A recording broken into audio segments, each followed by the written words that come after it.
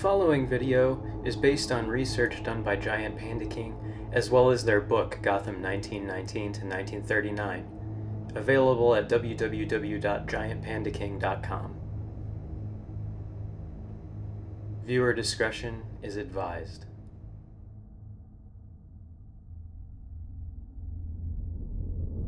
One of the most deadly, despicable, and horrifying figures from the Gotham 1919 to 1939 book and video series is the Joker. His physical appearance is unsettling, and with good reason.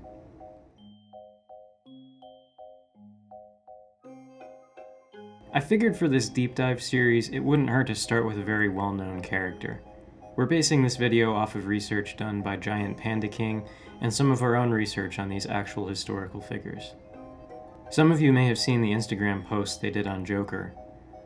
We're going to go over some of these points. One of the real historical figures that this 1920s version of Joker is inspired by is Salvador Dalí. Dalí was an artist from Catalonia, Spain, and received his education in Madrid. He was influenced by Impressionism and Renaissance-era art, but joined a Surrealist group in 1929. Surrealism is an art style that showcases scenes that often don't make immediate sense to the viewer, and were often unsettling. It was meant to allow an artist to put their subconscious on a canvas. In 1931, Dalí released his work, The Persistence of Memory. This piece was a perfect example of Surrealism.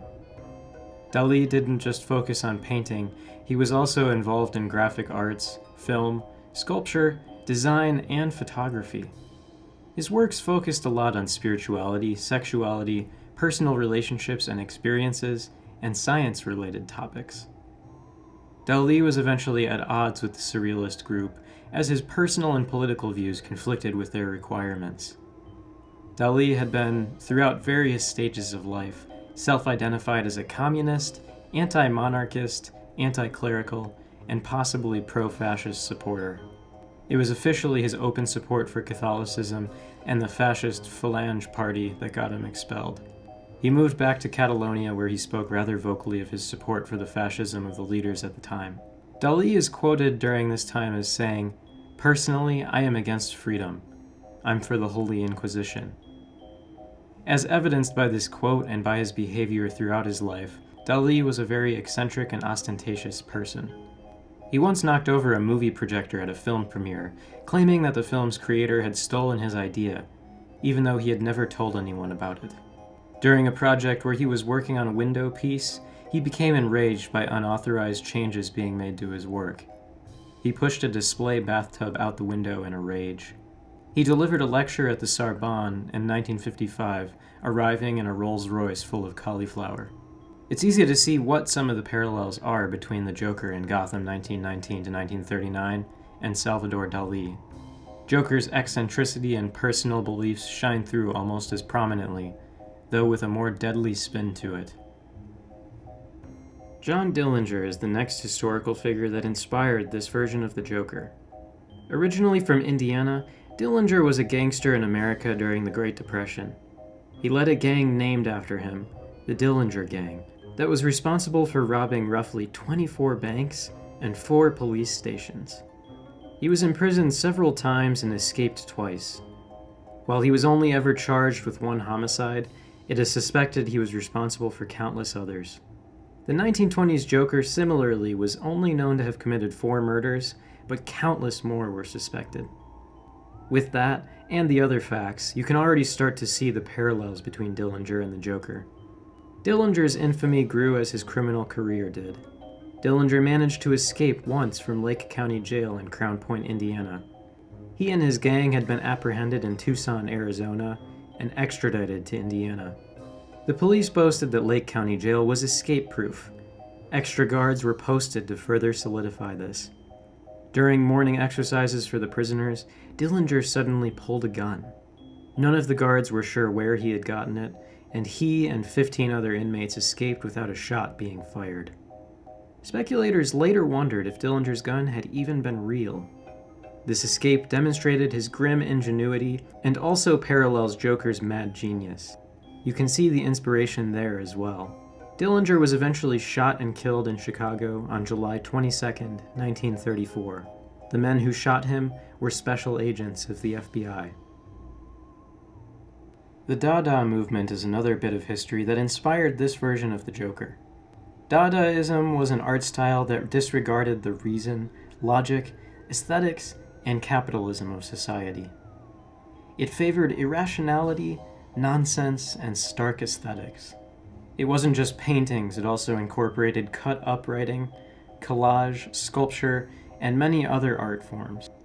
While its practitioners were non-violent, anti-war, and anti-nationalism, I could see the chaotic nature of the art itself as being an inspiration to the Joker in Gotham 1919 to 1939. It reminds me of the painting that turns up in the Batwoman show, painted by Jack Napier, the Joker himself. That chaos could very well embody his appearance and personality. Another factor in his physical appearance is The Man Who Laughs.